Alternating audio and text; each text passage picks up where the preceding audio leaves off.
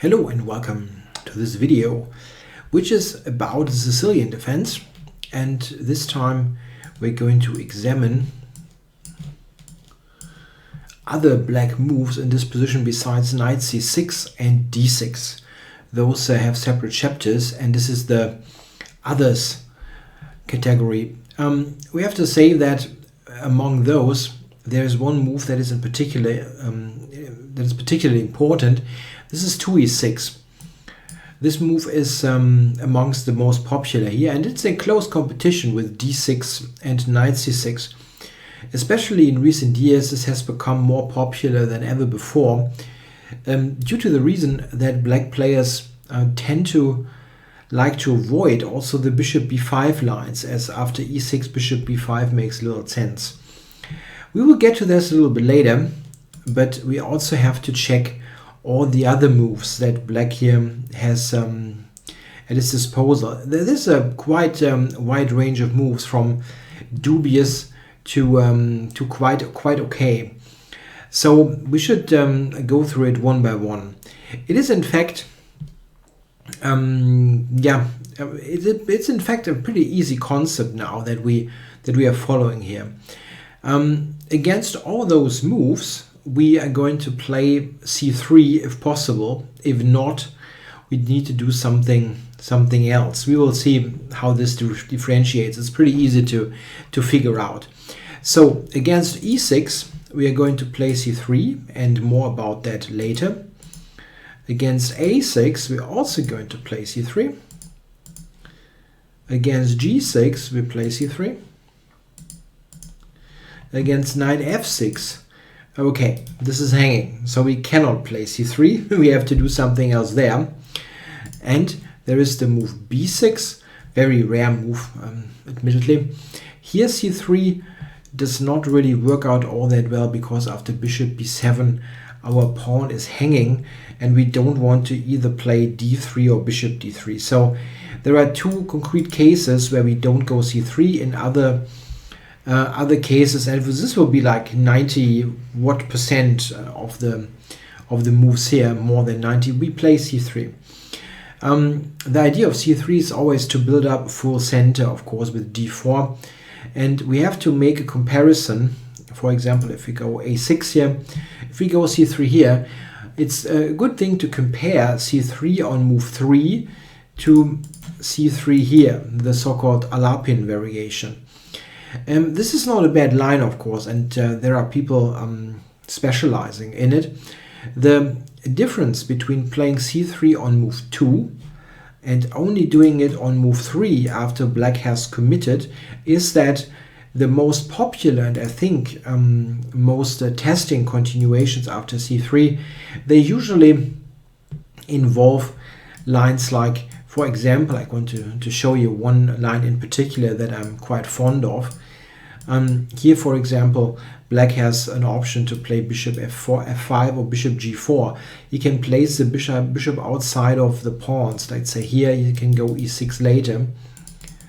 While if you compare it to a situation here, after c3, he will not be able to ever develop the bishop easily after, let's say, d5, pawn takes, queen takes. So what we are basically saying is we play c3, but only after black has committed to some move that is not necessarily very useful in an anti-Alapin system. That does not mean that black is in terrible shape, but it means that we get basically the best possible out of the Alapin setups, and some that are not so comfortable we simply avoid by not playing it on move 2 but playing it on move 3. So I want to look at e6 at the final stage of this video. It is by far the most important move in terms of frequency and in terms of quality. So let's get the smaller chapters, let's say, out of the way. I'm going to start with a6, no particular order here. a6 is the so-called O'Kelly variation, and this is in fact not such a bad line. It looks very slow to play a6 here. It's a non-developing move, but a6 is a very useful move actually in many open Sicilians. So a try for white to open the position up quickly with d4 sees black having made a move that is often quite useful. In fact, surprisingly enough, after a6, the open Sicilian with d4 isn't any good. This is one reason why a6 is popular, in some way popular, or let's say that is black's motivation behind doing it, is that now after the move e5, there is no knight to b5 as we are accustomed to in the Sveshnikov, for example, and here black is in fact in very good shape. So d4 is not a good move here. We are not playing open Sicilians anyway, so it doesn't really hurt us all that much. In fact, the main moves here that try to tackle a6 the hardest are c4 for a later Maroczy bind, or c3. It's the same case actually against two g6, where c4 and c3 are the main moves. I recommend c3. It's a very logical move in connection to our concept here to play c3 on move 3 anyway. So our idea is to play d4 and ask black, okay, you played a6, what does that do?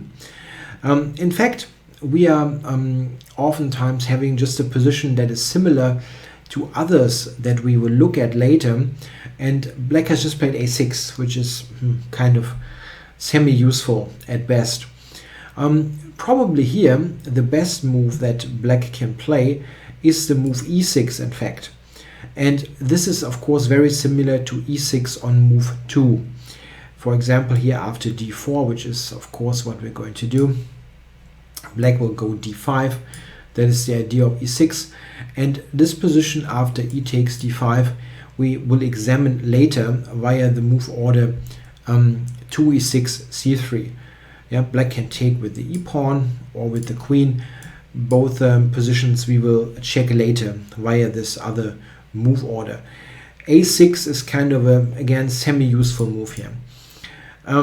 Note that in this particular situation white could play e5 as well, and this is an advance French. All of a sudden it's a transposition with black having played the move a6. This is in fact a somewhat rare line with a6, but it is not that bad, surprisingly. Black has this idea connected to it. So if you play e5, this is not something special to get to. I mean, of course, if you like the advanced French, this is not part of this repertoire against the French. I recommend something else.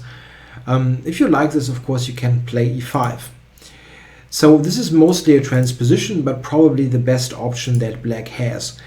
Of the independent options, the only move that is worth looking at is probably d5. After d5, we are going to take, queen takes, and we play d4. So we open the position against the early queen moves. And of course you can compare that to other variations in the Alapin. a6 is, it is sometimes useful for black to cover b5, but I think white is generally happy here. I hope you enjoyed this preview of the Keep It Simple e4 repertoire. You can get the full course on chessable.com, which features the move trainer that makes it easy and simple to learn all the lines and remember them. All lines are chosen with one thing in mind: keep it simple for you and make it difficult for your opponent.